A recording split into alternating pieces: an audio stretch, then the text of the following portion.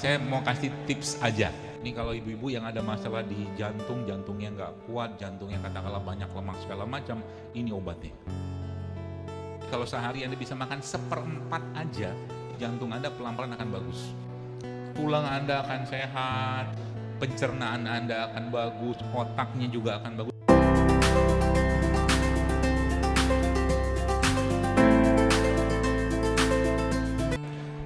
Bapak sekalian, jamaah sekalian saya hormati, sebenarnya gini, karena waktu kita nggak panjang, saya mau kasih tips aja, ya, yang sifatnya nanti bisa Anda bisa Anda bawa pulang ke rumah, terus Anda terapkan.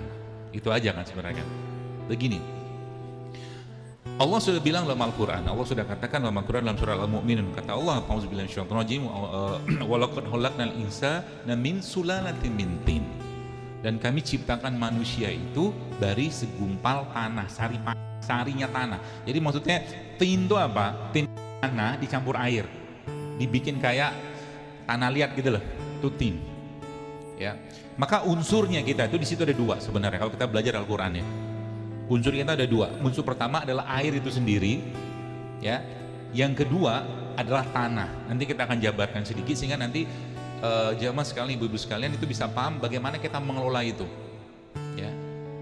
Jadi manusia itu memang kalau secara fisik ya komposisinya itu banyak, tapi kalau kita belajar Al-Quran tadi ya tanah bikar sebenarnya itu seperti yang tikar, terus jadi arang terus dicampur tanah, begitulah kita dulu tuh.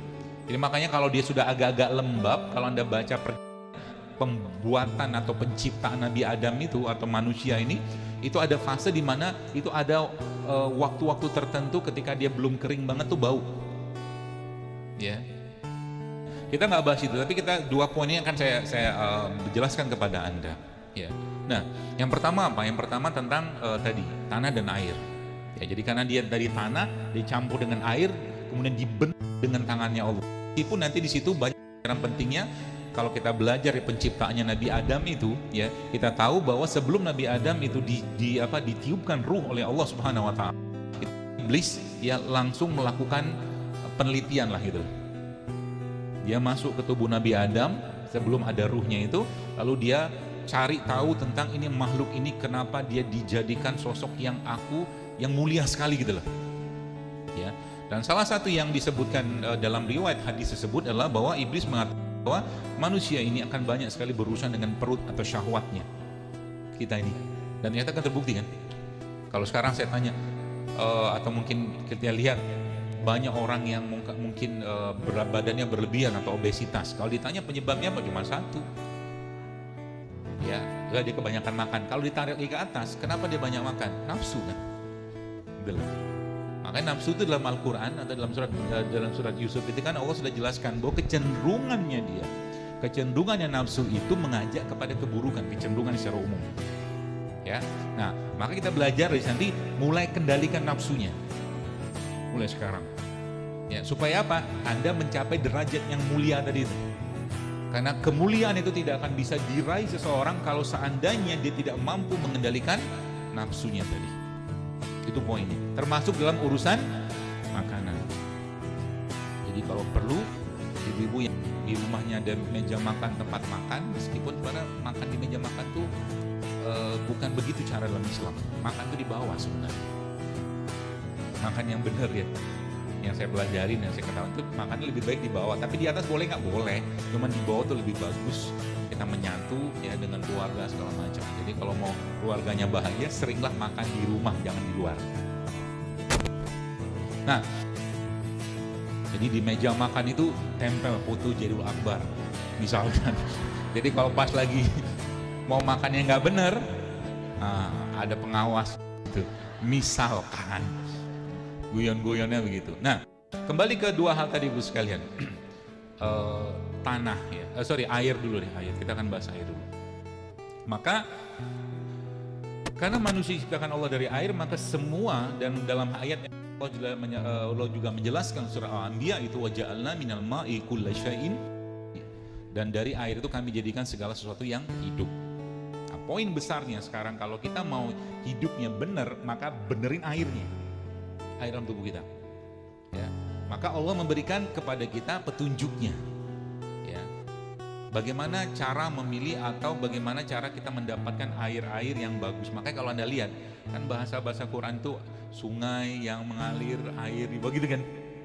Makanya kalau lagi sempat pergi ke gunung, ya Anda pergi ke bukit-bukit yang masih bersih, nggak banyak pencemaran, sebenarnya minum air di situ langsung itu bagus, nggak masalah. Di sana tapi, ya di daerah sini jelas tidak ada. Lagi tempat saya. Jadi kalau Anda kemudian mana, naik gunung atau ketemu dengan mata air atau sumber. Memang air itu kalau memang tempatnya kayak ada manis, beneran itu. Ya, udah nggak usah di mereknya. Atau airnya ada rasa-rasanya, air putih itu memang ada. Anda sudah minum air Zam-Zam, mengatakan air Zam-Zam ada rasa sebenarnya. Coba dirasain. Jadi memang ada rasanya air Zam-Zam itu, ibu sekalian. Ya, jadi masya Allah air itu kami jadikan segala hidup. Jadi prinsip pertama mau bersih, yang pertamanya. Ini misalkan ikan dalam sebulannya akuarium kecil gitu ya. Ikan dalam akuarium ini misalkan sakit. Nah, kalau ikannya sakit, pertanyaan saya, Anda mau pilih ngobatin ikannya atau ganti airnya? Nah, ganti sama kayak tubuh kita. Paham ya? Benerin airnya. Nah, nanti kita belajar sedikit, terus air apa yang bagus kita minum kan gitu. Maka Allah mengajarin lagi-lagi itu kita mungkin orang-orang peneliti atau ilmuwan itu nyebutnya ya air spring water gitu ya, atau air gunung, air mata air gitu-gitu lah. Ya. Nah, air itu biasanya mengandung mineral. Ya, biasanya mengandung mineral. Maka kalau Anda baca tentang air Zam-Zam, nggak usah bingung nanti. Kita kan nggak punya Zam-Zam dan saya tidak punya anggaran untuk beli Zam-Zam, jangan khawatir. Oh, ya. Nanti saya apa tuh namanya air mineral. Dan bagaimana air Zam-Zam itu punya karakter yang kita bisa pelajarin air-air itu di sekitar kita. Ya, ada mineralnya, ada sifatnya, karena Zam-Zam sendiri kan sifatnya apa? Dia alkali kan, basah. Ya. Meskipun kita boleh nggak minum air yang sifatnya asam, boleh-boleh saja asal ada mineralnya, kalau saya begitu. Tapi lebih baik yang mirip-mirip seperti Zam-Zam atau yang guna mengandung mineral tinggi, karena apa? Dia akan membersihkan. Ya, itu akan membersihkan. Jadi kalau ada yang mau mulai, karena tadi saya ngobrol-ngobrol sama ibu-ibu panitia di belakang, ada yang mulai program detox apa segala macam gitu kan, tanya begitu. Padahal sederhana sekali, mulai dari air aja. Anda tiap sholat itu minum air 1 gelas, itu luar biasa itu efeknya ke badan. Hari ya, air. Ya. Tapi air putih, jangan berwarna. Air putih. Ya. Nah, itu yang pertama, jadi mineral. Maka air Zam-Zam itu baru sekalian. Ya, kalau Anda punya air Zam-Zam itu bagus, tapi kalau kan lumayan mahal kita di sini kan. Kalau kita beli 1 botol yang 10 liter atau 5 liter itu kan bisa ratusan ribu. Ya, habis juga di kita. Ya.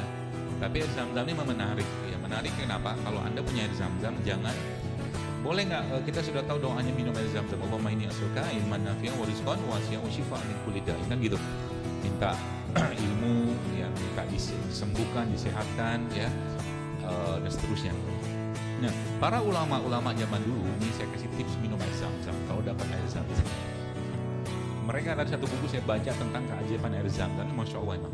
Jadi mereka itu para salafus soleh, orang-orang soleh zaman dulu itu ketika minum air Zam-Zam bukan cuma niat tadi aja. Mungkin Anda nggak kepikiran mereka tuh sampai niatnya apa. Salah satu niat yang saya baca dalam buku itu adalah, ya Allah hilangkan dahagaku di padang mahsyar dengan meminum air Zam-Zam ini.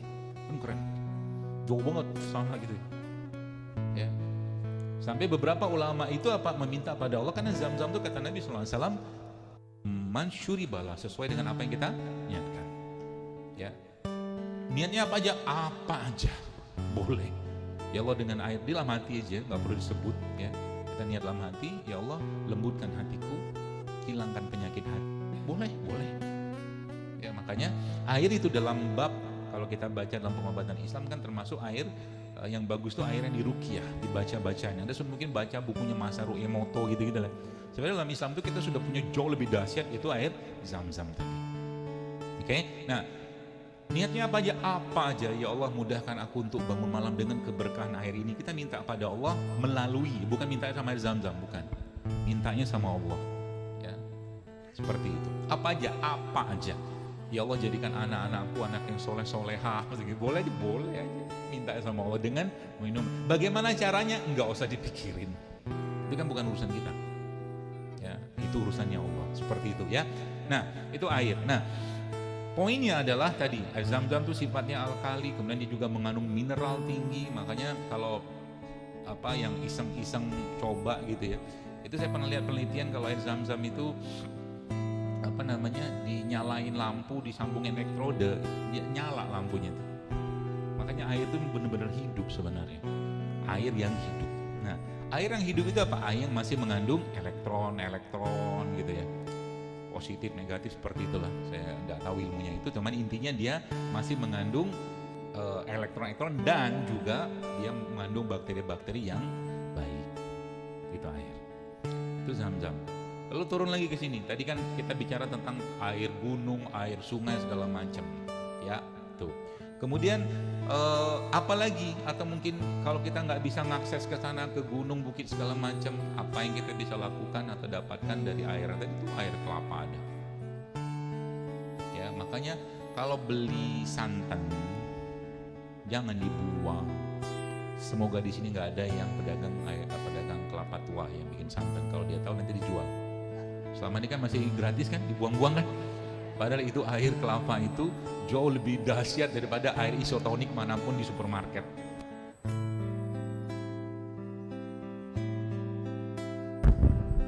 Jadi jangan dibuang, minum tuh. Buat apa dia? Mau ngedetox. Nah, dok saya habis minum air kelapa kayak begituan keliengan.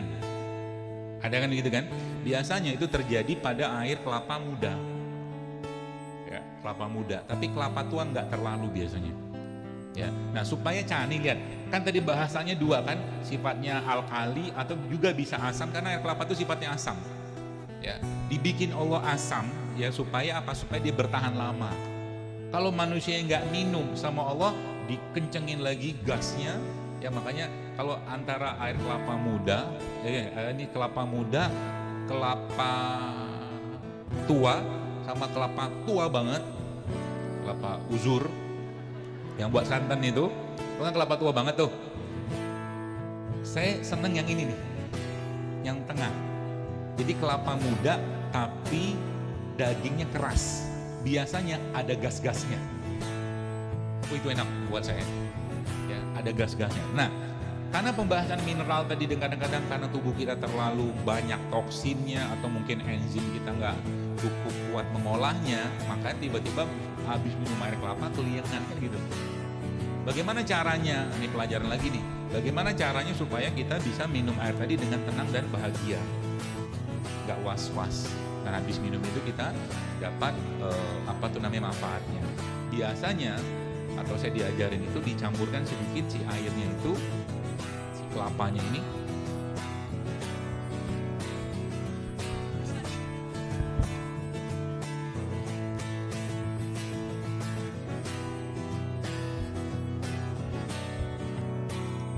Gue mau ngapain? Nggak usah.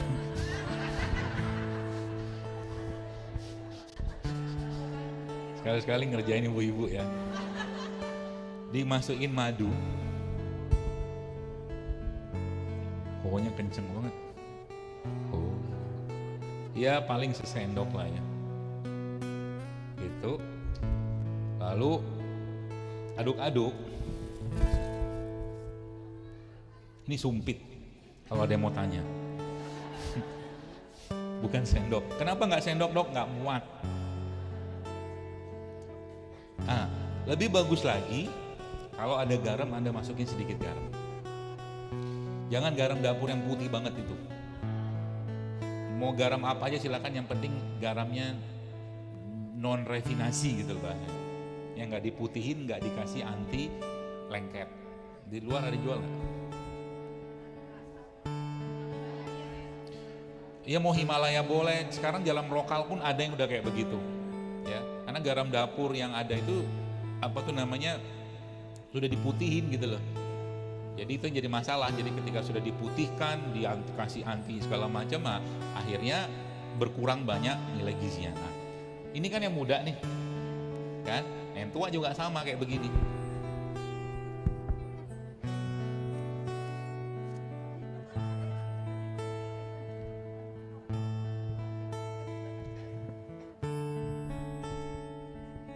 Nih, tadi kan ini kita baru masuk pembahasan tentang air. Ya,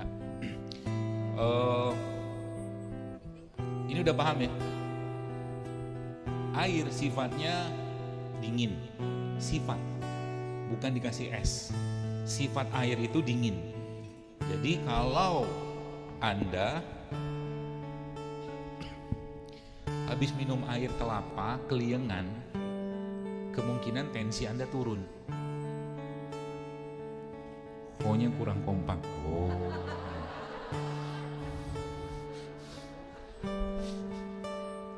Saya moodnya lagi bagus hari ini. Melihat wajah-wajah lucu ibu-ibu sekalian. Oke. Oh ya. Nah makanya supaya nggak keliengan, dikasih madu tadi sama sedikit garam. Oke? Biasanya udah terlambat ohnya. Udah nggak pas lagi kalau itu. Jangan lebay juga Jadi itu tadi, kasih garam, kasih gula sedikit. Ditunggu sebentar ya, bangsa 15 menit lah. Oke? Nah, itu cara dapatkan air. Mau pakai air apa? Kalau saya lebih seneng pakai yang murah-murah aja. Contoh yang murah apa? Ini kan murah nih, kalau ini anggaplah ini kelapa buat santan ya. Kan airnya murah banget. Gratis banget. Kadang beli 1000 seceng gitu kan dikasih seabrek-abrek sama dia. Betul kan? Jangan dibuang airnya. Kalau perlu nanti Anda gini caranya. Ini kalau ibu-ibu yang ada masalah di jantung, jantungnya nggak kuat, jantungnya katakanlah banyak lemak segala macam, ini obatnya. Kelapa tua ini dimakan. Tolong jangan suuzon sama dia. Sama kelapa ini, karena kan baru saya ngomong gini pasti langsung muncul dalam kelebatan pikiran Anda tentang cacing kremi ya. Ya gak sih?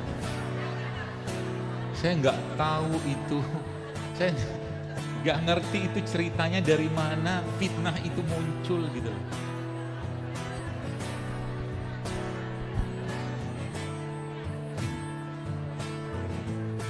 Kelapa.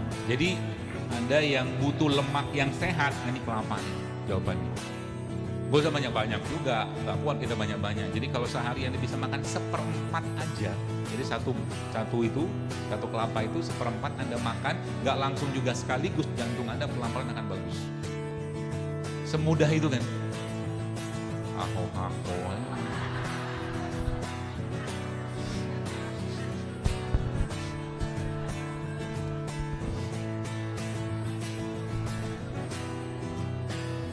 Jadi itu air, makanya air kelapanya nanti kalau di rumah ya beli itu kelapa daripada bolak-balik ke pasar tiap hari jauh. Nah beli kelapa yang masih utuh, kelapa batok atau kelapa tua yang buat santan itu. Coba mulai sedikit agak ada effort gitu loh dalam masak. Makanya dulu saya ingat banget ibu saya itu marut. Sekarang kan mulai serba instan semua. Jadi nanti kelapanya kan Anda bawa ke rumah, Anda taruh aja di kulkas dulu tanpa dibuka ya. Nanti kalau pas lagi mau buka, mau dipakai buat santan, misalkan pakai santan, sebenarnya santan itu sendiri sehat sebenarnya, asal jangan dipanaskan. Santan tuh bagus. Yang jadi masalah kan ketika dia dipanaskan kan. Jadi kalau mulai dari kelapanya ini atau Anda makan kelapa parutnya, itu bagus sebenarnya. Ya, karena ini lemaknya bagus. Ya. Mudah kan, jadi kalau nanti bikin apa ya, bubur gitu kan. Sebenarnya santannya kalau Anda bisa peres sendiri dan bersih gitu udah ada masalah, nggak usah lagi diituin, nggak usah lagi dimasak. Biasanya kan dimasak tuh dipanasin, nggak usah ngapain, minum aja langsung. Bahkan minum santan itu aja bagus, minum santan loh tuh, masya Allah. tulang Anda akan sehat, jantung Anda akan bagus, pencernaan Anda akan bagus, otaknya juga akan bagus karena lemak pada santan. Mau ngobrol dulu atau mau saya terusin? Nah, kalau saya terusin diem dulu. Santan ya, apa kelapa ya. Nah, mau kelapa, jadi tadi di rumah nanti ya diparut sendiri ya. Jadi pahalanya kan lebih banyak. Saya ingat banget dulu kerjaan saya itu. Kan depan rumah saya itu waktu di kampung dulu, itu ada toko sembako lah, toko kelontong gitu. Dia memang tiap hari tuh marut kelapa situ kalau orang anu. Cuman kerjaan saya itu memang dua yang saya makan ya. Makanya saya baru ngerti ilmunya sekarang. Yang saya makan situ berasnya dia. Berasnya makan mentah. Tidak masalah sebenarnya. Terus kadang-kadang saya cuil makan kelapa itu, ternyata itu dua komponen zat gizi yang sangat penting. Karbonya bagus, ya belum diapa-apain. Zaman dulu kan mungkin nggak seperti sekarang berasnya. Lemaknya dari kelapa itu ternyata seperti itu. Makanya kalau ini kita bisa kenalkan ke anak-anak kita, camilan-camilan yang sehat gitu. Jadi mereka kenal dengan rasa aslinya. Ya. Sekarang itu kenapa banyak fenomena anak sakit-sakitan yang dimakan sampah semua? Snack-snack 1000, 2000 coba. Jadi hati-hati dengan kalau mereka jajan-jajan itu ya, ibu sekalian, karena beberapa makanan tadi tuh efeknya itu buruk buat badan. Oke, nah itu ke air. Ya, jadi sudah mulai paham ya. Jadi nanti kalau Lebaran atau mungkin bukan Lebaran, puasa gitu kan, nggak perlu repot-repot ngantri beli air kelapa muda, mahal. Kelapa tua cukup. Terus ininya dimakan, ya apa kelapanya ini. Dan kalau nanti bikin apa, bikin minuman, bikin segala macam, pakai air kelapa itu. Hah? Taruh kulkas. Kalau sebelum dibuka tidak apa-apa, masih utuh. Tapi kalau sudah dibuka, jangan, dia cepat asam dia. Makanya saya bilang tadi dalam keadaan utuh, beli kelapanya utuh, ya kelapa tuanya itu nanti itunya dibikin. Maka kalau Anda yang pernah lihat postingan saya di YouTube atau beberapa kajian beberapa waktu sehingga saya itu kan saya ada bikin nama ini makanan dari Sumatera Utara sebenarnya, namanya ita-ita. Ita-ita itu beras ya, beras direndam semalaman lah, nanti habis itu ditumbuk. Bukan, dengar dulu. Jadi beras itu ditumbuk tapi jangan digiling halus ya, dia ditumbuk nggak sampai terlalu halus banget, 3/4 halus lah ya, berasnya yang bagus yang sehat. Kemudian setelah dianu gitu, setelah dia agak halus itu campurkan sama kelapa yang diparut. Oke. Nah kalau mau manis boleh itu dikasih gula aren, gula merah yang bagus ya, atau gula kelapa diparut, campur itu diobok-obok, apa dibulet-buletin. Oke. Kalau mau asin boleh Anda tambahkan misalkan teri apa segala macam. Itu protein dapat, serat dapat, lemak dapat, vitamin semua dapat dalam satu makanan kayak begini. Gitu kan. Gak dimasak. Kebayang? Mudah, dan itu bisa disimpan di kulkas. Bisa, kalau nggak mau masak ini kan ita-ita namanya. Kalau saya di YouTube saya ada itu. Jadi berasnya itu nggak dimasak, bukan belum jadi nasi gitu ya, seperti itu. Jadi lemak. Ini pembahasannya masuk ke lemak gitu, tapi dari air tadi ya. Nah, apalagi kita bisa pelajari dari kelapa ini kan, Masya Allah, kalau Anda lihat, coba ditadaburi mereka-mereka itu kadang-kadang saya katakan, ya Allah luar biasa. Luar biasa apa? Luar biasa besar kasih sayang Allah pada kita. Apa bukti kasih sayang Allah sama kita? Disiapin tuh air dari kayak begini kan. Air kelapa dari muda, bahkan yang sekarang orang beli yang kelapa hijau apa segala macam, yang sebenarnya saya nggak tahu bedanya apa. Secara sains juga saya nggak tahu apa, tapi harganya jelas lebih mahal. Iya kan, gitu loh. Makanya saya bilang air kelapa biasa aja udah cukup ya. Kemudian jadilah kelapa muda, kemudian jadilah kelapa tua, jadilah kelapa sangat tua. Gak diminum sama manusia, dijadikan Allah batoknya ini atau mungkin dagingnya ini menjadi kentos. Kalau orang Jawa ngerti kentos. Kentos tahu ya? Apa bahasa Indonesianya? Pokoknya kalau kelapa yang sudah mulai tumbuh ini itu loh, apa tunasnya, ininya kan sudah keras. Yang keras itu apanya? Airnya. Iya kan? Yang keras dalam kelapa itu airnya dikeraskan. Siapa yang mengeraskan? Allah yang keraskan. Siapa yang ditugaskan Allah mengeraskan? Bakteri yang ada dalam kelapa tadi. Masya Allah. Dalam kelapa itu, dalam air kelapa itu ada bakteri? Ada. Tapi bakteri yang bagus. Ya makanya kenapa tadi kalau Anda mulai mikir kenapa tadi saya suruh kasih madu? Karena madu itu jadi makanannya mereka. Itu sebenarnya poinnya.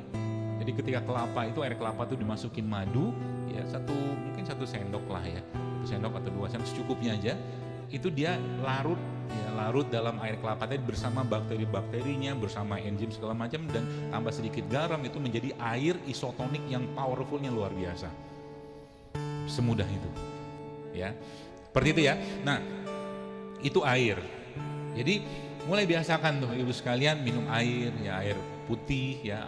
Kalau bisa airnya nggak berwarna, air putih.